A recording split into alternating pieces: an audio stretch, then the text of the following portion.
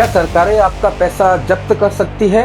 और क्या यही डर दुनिया को ज्यादा से ज्यादा सोना खरीदने की तरफ धकेल रहा है? सोना कभी 10,000 चढ़ रहा है, कभी 20,000 गिर रहा है। इतनी उथल फुथल ये नॉर्मल नहीं है। पूरी दुनिया में सोने की लूट मची है, निवेशक भी, आम लोग भी और देश भी।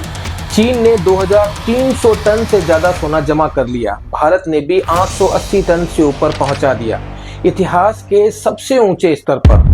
लेकिन सवाल ये है, क्या ये सिर्फ निवेश है या डॉलर पर उठते भरोसे का अलार्म? डॉलर कैसे बना दुनिया की सबसे भरोसेमंद करेंसी?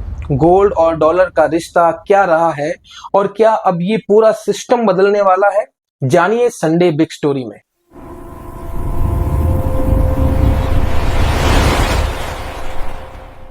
हे हेलो नमस्कार आदाब, this is Moinuddin Khan and welcome back on Sunday big story show, जहां हम करेंगे बात पूरे एनालिसिस के साथ। 1000 साल पहले चीन में बने कागज के नोट, पैसों की कहानी की असली शुरुआत। आज से करीब 8000 साल पहले इंसान ने खेती करना शुरू किया। खेत बने, अनाज उगा, बर्तन बने, औजार बने, कपड़े बुने गए और पशुपालन शुरू हुआ। लेकिन एक समस्या थी, हर इंसान हर जरूरत की चीज खुद नहीं बना सकता था।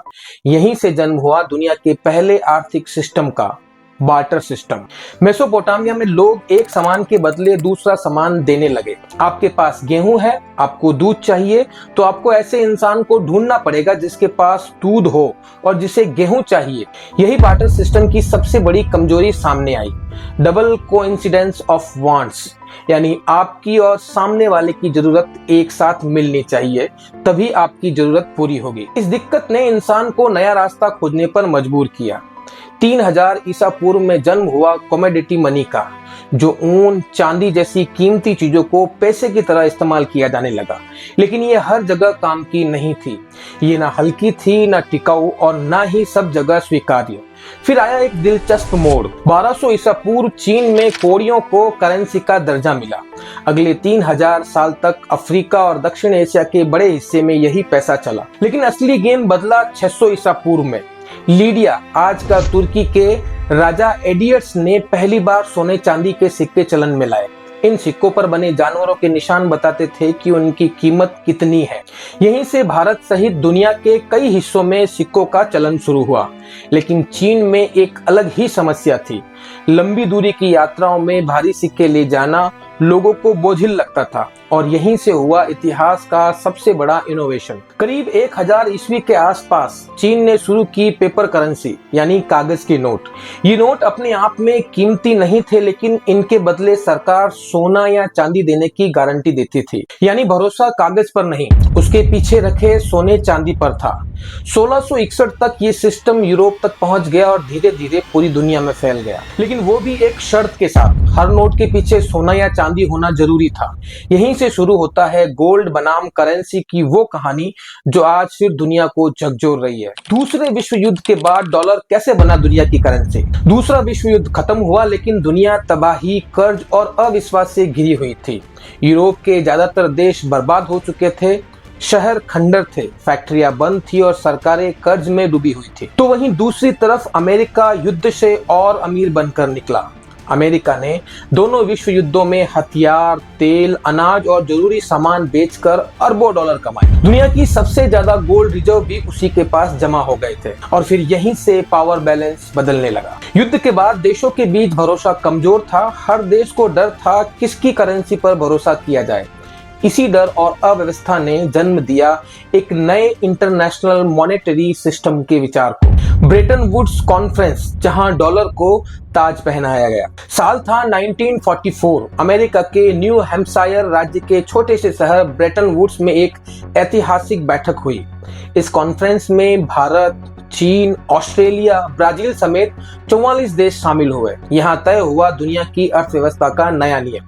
चलिए जानते हैं ब्रेटन वुड्स सिस्टम में क्या तय हुआ था। अब हर देश अपनी करेंसी की वैल्यू सीधे सोने से नहीं बल्कि अमेरिकी डॉलर से तय करेंगे।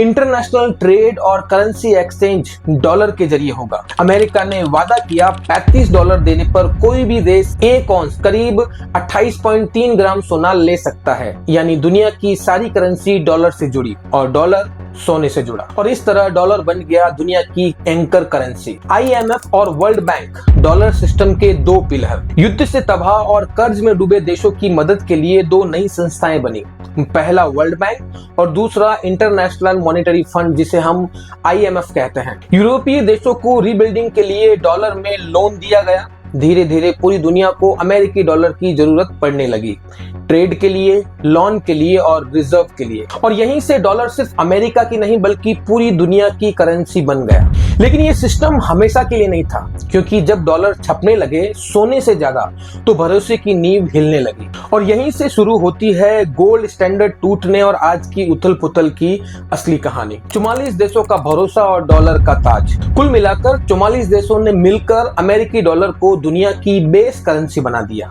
इन देशों को भरोसा था अमेरिका डूबेगा नहीं और जब भी जरूरत पड़ेगी अमेरिका डॉलर के बदले सोना दे देगा। ये भरोसा यूं ही नहीं था। उस वक्त दुनिया का करीब 2/3 सोना अमेरिका के पास जमा हो चुका था और इसी समझौते ने डॉलर को दुनिया की सबसे भरोसेमंद करेंसी बना दिया। धीरे धीरे हर देश अपने रिजर्व में डॉलर रखने लगा।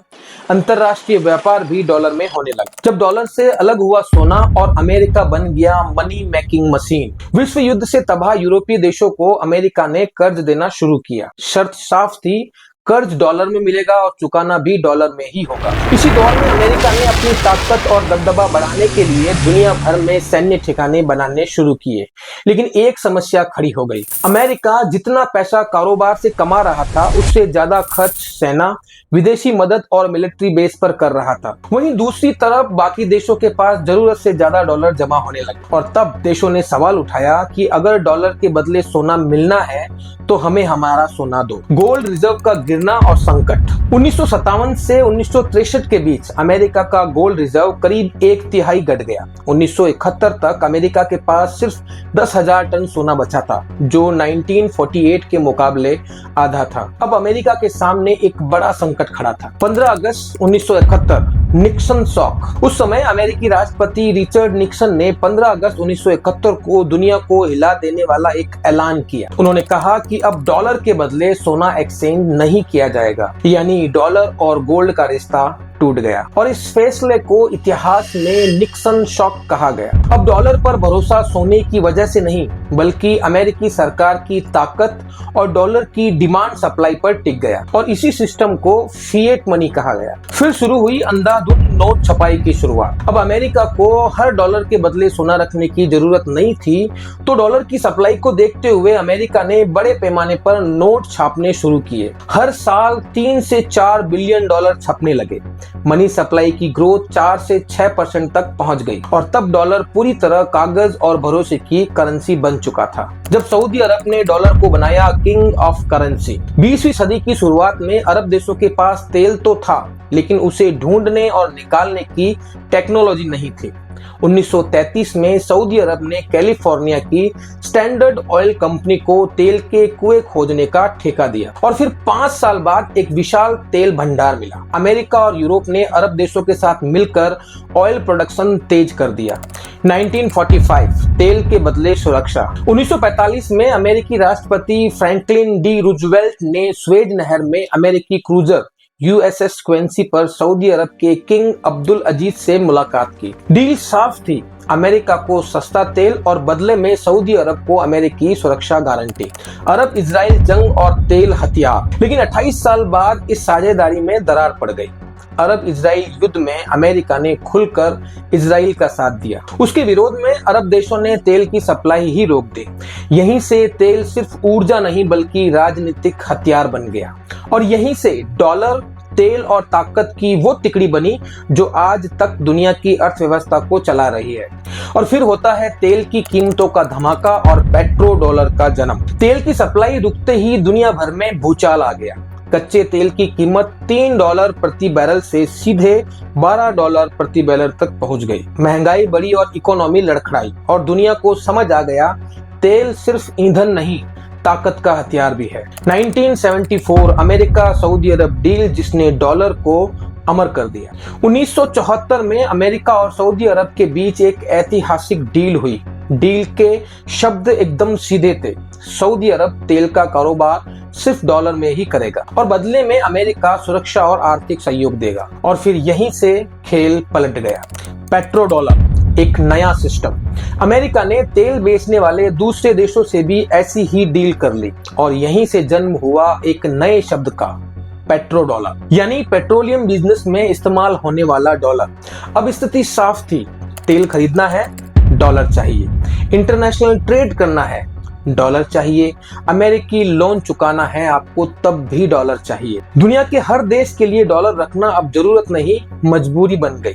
देशों ने अपने फॉरेन रिजर्व में डॉलर जमा करना शुरू कर दिए। 2020 तक किंग ऑफ करेंसी। 2020 आते आते दुनिया का करीब 90% व्यापार और लगभग 60% विदेशी मुद्रा भंडार डॉलर में हो चुका था। और डॉलर अब सिर्फ अमेरिका की करेंसी नहीं रहा, वो बन चुका था दुनिया की धड़कन। और इसी वजह से डॉलर को कहा जाने लगा किंग ऑफ करेंसी। लेकिन सवाल अब यह है, अगर डॉलर इतना ताकतवर है तो फिर आज दुनिया सोने की तरफ क्यों भाग रही है? और क्या पेट्रो डॉलर सिस्टम दरकने लगा है? यहीं से शुरू होती है आज की उथल पुथल की सबसे खतरनाक कहानी। जब अमेरिका ने रूस के डॉलर जब्त किए और पूरी दुनिया सहम गई। साल था 2008। अमेरिका से शुरू हुआ एक फाइनेंशियल क्राइसिस जिसने पूरी दुनिया को झकझोर दिया। स्टॉक मार्केट क्रैश हुए, बैंक डगमगाए, यूरोप और एशिया की ग्रोथ भी रुक गई। ग्लोबल जीडीपी करीब 5% गिर गई। और यहीं से दुनिया ने एक कड़वा सबक सीखा, डॉलर पर पूरी निर्भरता खतरनाक हो सकती है। डॉलर से दूरी की शुरुआत। इस संकट के बाद भारत, चीन, रूस जैसे देशों ने अपने फॉरेन रिजर्व में डॉलर के अलावा दूसरी करेंसी रखना शुरू किया और नतीजा साफ दिखने लगा। सन 2000 में दुनिया के फॉरेन रिजर्व में डॉलर का हिस्सा था 71%। 2022 तक ये घटकर रह गया 58%। धीरे धीरे डी डॉलराइजेशन की शुरुआत हो चुकी थी। 2014 रूस पर पहला बड़ा झटका। 2014 में जब रूस ने क्रीमिया पर कब्जा किया तो अमेरिका और यूरोप ने उस पर कड़े प्रतिबंध लगाए और यहीं से रूस को एहसास हुआ कि डॉलर पर निर्भर रहना सीधे सीधे जोखिम मोल लेना है।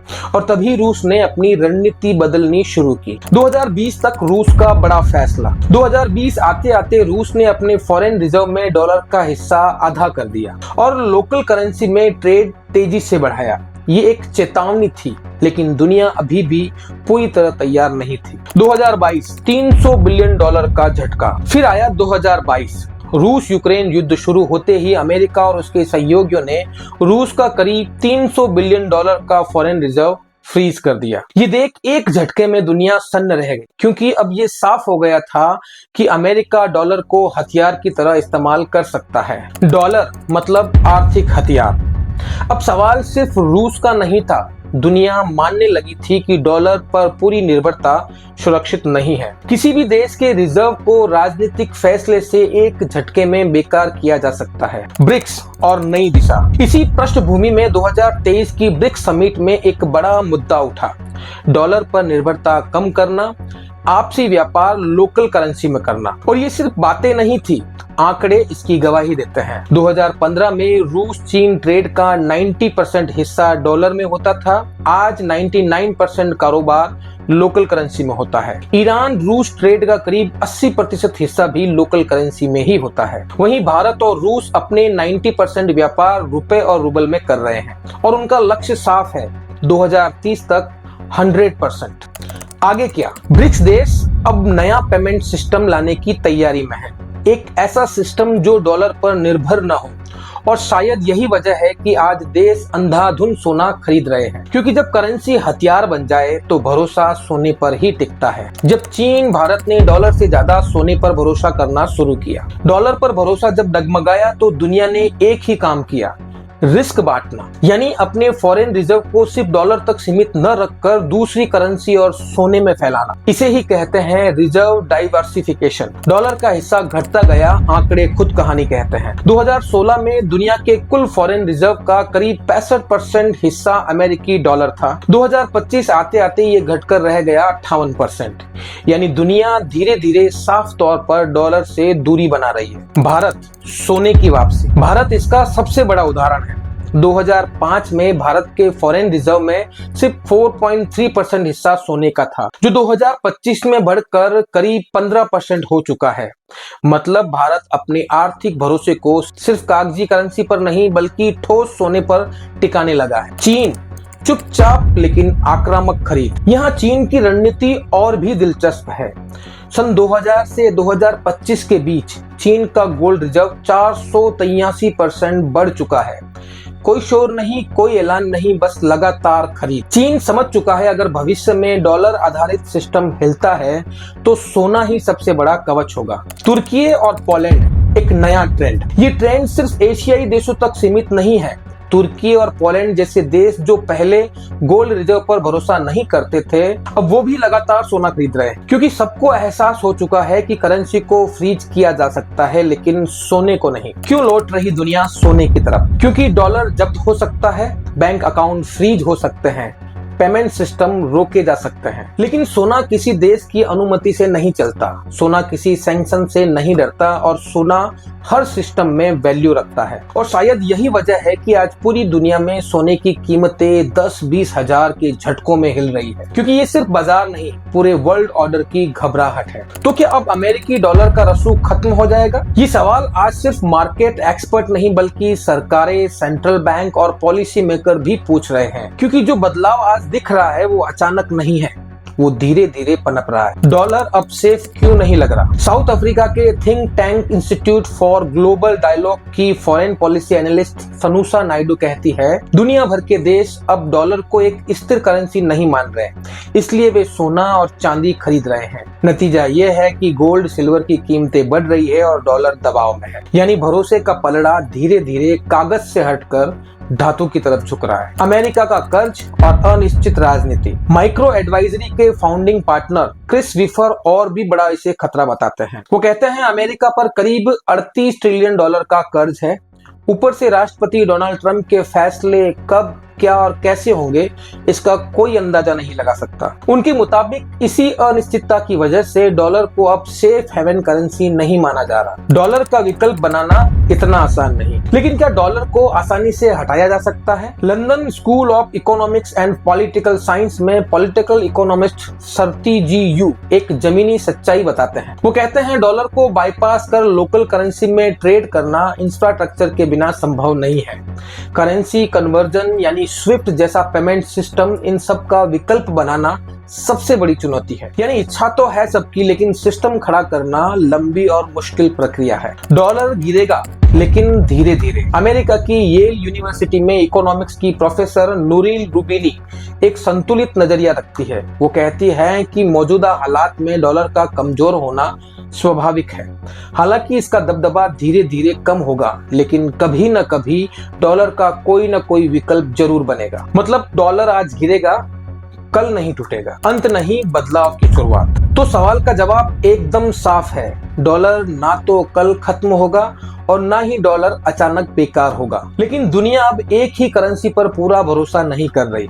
सोना, लोकल करेंसी और नए पेमेंट सिस्टम तेजी से उभर रहे हैं। डॉलर का दौर शायद खत्म न हो, लेकिन उसकी बादशाहत अब सवालों के घेरे में। और शायद यही वजह है कि आज देश सोना खरीद रहे हैं, मार्केट कांप रही है और दुनिया एक नए आर्थिक युग की तैयारी कर रही है। डॉलर को बचाने के लिए ट्रंप और अमेरिका किस हद तक जा सकते हैं? इतिहास एक बात बार बार दिखाता है, जब भी अमेरिका को डॉलर के ग्लोबल करेंसी बने रहने पर खतरा नजर आया, उसने चुपचाप बैठना नहीं चुना और उसने एक्शन लिया, जिसके एग्जाम्पल हैं इराक, डॉलर से यूरो की बात और फिर युद्ध। 2002 में इराक के राष्ट्रपति सद्दाम हुसैन ने ऐलान किया कि इराक अब तेल डॉलर की जगह यूरो में बेचेगा और अगले ही साल 2003 में अमेरिका ने इराक में सैन्य हस्तक्षेप किया। सद्दाम हुसैन हटाए गए और बाद में उन्हें फांसी दे दी गई। कई अर्थशास्त्री मानते हैं ये सिर्फ वॉर ऑन टेरर नहीं था, बल्कि पेट्रो डॉलर सिस्टम पर मंडराते खतरे का भी जवाब था। लीबिया, अफ्रीकी करेंसी का सपना और बमबारी। 2009 में लीबिया के नेता मुअम्मर गद्दाफी ने एक चौंकाने वाला प्रस्ताव रखा। उन्होंने कहा तेल का व्यापार डॉलर या यूरो में नहीं बल्कि एक कॉमन अफ्रीकन करेंसी में होगा। सिर्फ 2 साल बाद 2011 में नेटो ने लीबिया पर बमबारी कर दी, गद्दाफी की हत्या कर दी गई और लीबिया आज तक स्थिर नहीं हो पाया। डॉलर सिस्टम के आलोचक मानते हैं कि ये भी उसी लाइन का एक और उदाहरण था। वेनेजुएला, डॉलर से इनकार और प्रतिबंध। 2018 में वेनेजुएला ने कहा कि वो अपना तेल डॉलर में नहीं बेचेगा। इसके बाद अमेरिका ने वेनेजुएला पर कड़े आर्थिक प्रतिबंध लगाए। जर्मन इकोनॉमिस्ट रिचर्ड वार्नर मानते हैं कि अमेरिका का वेनेजुएला के खिलाफ कड़ा रुख डॉलर पेमेंट सिस्टम को बचाने की रणनीति का हिस्सा था। 1917 के दशक में शुरू किया गया पेट्रो डॉलर सिस्टम जब खतरे में दिखा तो अमेरिका ने प्रतिक्रिया दी। ब्रिक्स को खुली चेतावनी। अमेरिकी राष्ट्रपति डोनाल्ड ट्रंप ब्रिक्स देशों को खुली चेतावनी दे चुके हैं कि अगर ब्रिक्स देश डॉलर के अलावा किसी नई करेंसी को सपोर्ट करते हैं तो उन पर 100% टैरिफ लगाया जाएगा और कहा कि वे अमेरिकी बाजार में अपना सामान बेचना भूल जाए। और ये सिर्फ बयान नहीं था, ये एक संदेश था कि डॉलर को चुनौती मतलब आर्थिक सजा। रूस का उदाहरण और दुनिया का डर। 2022 में रूस यूक्रेन युद्ध के बाद रूस के करीब 300 बिलियन डॉलर के फॉरेन रिजर्व फ्रीज कर दिए गए। ये रकम दुनिया के कुल फॉरेन रिजर्व का सिर्फ 4.5% थी, लेकिन असर पूरी दुनिया पर। आज दुनिया भर के देशों के पास करीब 6.7 लाख करोड़ डॉलर का फॉरेन रिजर्व है। अब हर देश के मन में एक ही सवाल है कि अगर रूस का डॉलर फ्रीज हो सकता है तो हमारा क्यों नहीं? हमारा भी हो सकता है। डर ही असली वजह है। यही डर है जो देशों को सोने की तरफ धकेल रहा है। यही डर है जो ब्रिक्स को एक नए सिस्टम की बात करने पर मजबूर कर रहा है और यही डर जो डॉलर की बादशाहत को धीरे धीरे चुनौती भी दे रहा है। डॉलर आज भी ताकतवर है लेकिन अब वो निडर नहीं रहा और शायद यही वजह है कि दुनिया एक नए आर्थिक युग के लिए खुद को तैयार कर रही है। तो कौन बनेगा न्यू ग्लोबल करेंसी? आज भी सच्चाई यही है, दुनिया का करीब आधा अंतरराष्ट्रीय व्यापार अमेरिकी डॉलर में ही होता है। डॉलर के बाद यूरो, पाउंड, येन और चीन की रेनमिनबी का नंबर आता है। लेकिन सवाल ये नहीं है कि आज कौन आगे है, सवाल ये है कि कल कौन आगे हो सकता है। यूरो ताकत है लेकिन इरादा नहीं। डॉलर के बाद ग्लोबल ट्रेड में सबसे ज्यादा इस्तेमाल यूरो का होता है। दिसंबर 2025 के आंकड़ों के मुताबिक यूरो 21.90%, पाउंड 6.73%, कनाडाई डॉलर 3.44%, येन 3.42%, चीनी रेनमिनबी 2.73% और अन्य जो है वो 11.29% है। लेकिन दिलचस्प बात यह है कि यूरोपीय देशों ने अब तक यूरो को ग्लोबल करेंसी बनाने की कोई आक्रामक रणनीति नहीं अपनाई है। यूरोप आर्थिक रूप से मजबूत है लेकिन भू राजनीतिक तौर पर वो अमेरिका की छाया से अब भी बाहर नहीं आया। रेनमिनबी धीरे लेकिन लगातार। चीन की करेंसी रेनमिनबी यानी युआन फॉरेन ट्रेड में धीरे धीरे अपनी जगह बना रही है। 2016 में दुनिया भर के फॉरेन रिजर्व में रेनमिनबी सिर्फ 90 बिलियन डॉलर थी। 2025 में ये बढ़कर 250 बिलियन डॉलर से ज्यादा हो गई है। हालांकि ग्लोबल ट्रेड में इसकी हिस्सेदारी अब भी कम है, जिसका कारण साफ है, कैपिटल कंट्रोल, सीमित फाइनेंशियल फ्रीडम और चीन की पॉलिटिकल पारदर्शिता पर सवाल। रेनमिनबी ताकतवर दावेदार है लेकिन अभी ताज पहनने से काफी दूर है। एसडीआर आईएमएफ का अधूरा विकल्प। डॉलर पर निर्भरता कम करने के लिए आईएमएफ ने 1969 में एक टूल बनाया, स्पेशल ड्रॉइंग राइट्स यानी एसडीआर। एसडीआर कोई करेंसी नहीं बल्कि करेंसी का एक बास्केट है जिसकी वैल्यू आईएमएफ तय करता है। अभी एक एसडीआर बराबर 1.38 डॉलर। 2009 में चीन के सेंट्रल बैंक गवर्नर जोउ जियाउचान ने एसडीआर को ग्लोबल करेंसी बनाने का सुझाव दिया था। लेकिन समस्या ये है, एसडीआर आम लोगों, कंपनियों या मार्केट में सीधे इस्तेमाल ही नहीं होते। यानी थ्योरी अच्छी है लेकिन प्रैक्टिकल नहीं। ब्रिक्स करेंसी सपना या रियासत। ब्रिक्स देशों में एक नई ब्रिक्स करेंसी की चर्चा तेज होती रही है, लेकिन ये करेंसी कैसे काम करेगी, कौन इसे कंट्रोल करेगा, किस देश का दबदबा होगा, इन सवालों के जवाब आज भी साफ नहीं है। इकोनॉमिस्ट स्वरूप गुप्ता मानते हैं कि ब्रिक्स की किसी भी कॉमन करेंसी में चीन अपना दबदबा बनाने की कोशिश करेगा और यही बात दूसरे देशों को असहज भी करती है। ब्रिक्स की सबसे बड़ी कमजोरी आपसी मतभेद। भारतीय थिंक टैंक ओआरएफ में जियो इकोनॉमिक प्रोग्राम की एसोसिएट फेलो जानवी त्रिपाठी कहती है, ब्रिक्स के पुराने और नए सदस्य देशों के बीच बीच कई मसलों पर मतभेद है जो कॉमन करेंसी की सोच को आगे बढ़ाने में बाधा बनते हैं। इसके सबसे बड़े उदाहरण हैं चीन भारत संबंध, यूएई और ईरान का तनाव। जब आपस में भरोसा ही नहीं तो एक करेंसी पर सहमति कैसे बने? कोई एक नहीं, कई सिस्टम। सच्चाई यह है कि डॉलर का कोई त्वरित विकल्प नहीं है, कोई एक करेंसी उसकी जगह नहीं ले रही। लेकिन दुनिया अब एक करेंसी पर निर्भर भी नहीं रहना चाहती। मल्टी करेंसी सिस्टम उभर रहा है। सोना, लोकल करेंसी, डिजिटल पेमेंट सब मिलकर एक नया ढांचा बना रहे हैं। शायद आने वाला दौर डॉलर बनाम कोई और नहीं बल्कि डॉलर प्लस कई विकल्पों का हो सकता है। अब सवाल ये नहीं कि डॉलर गिरेगा या नहीं, असली सवाल ये है अगर कल डॉलर हथियार बन गया तो क्या आपका देश और आपका पैसा उस झटके के लिए तैयार है? इस सवाल का जवाब आप क्या सोचते हैं कमेंट में जरूर लिखिए। इस जानकारी भरे वीडियो को अपने दोस्तों तक शेयर कीजिए और ऐसे ही फैक्ट बेस्ड वीडियो को देखने और कुछ नया जानने के लिए हमारे चैनल अनफोल्डेड एमडी सर को सब्सक्राइब करना ना भूलें। नोटिफिकेशन ऑन कर ले ताकि ऐसी ही जानकारी भरी वीडियो आपको सबसे पहले मिले। अपना ख्याल रखें। धन्यवाद।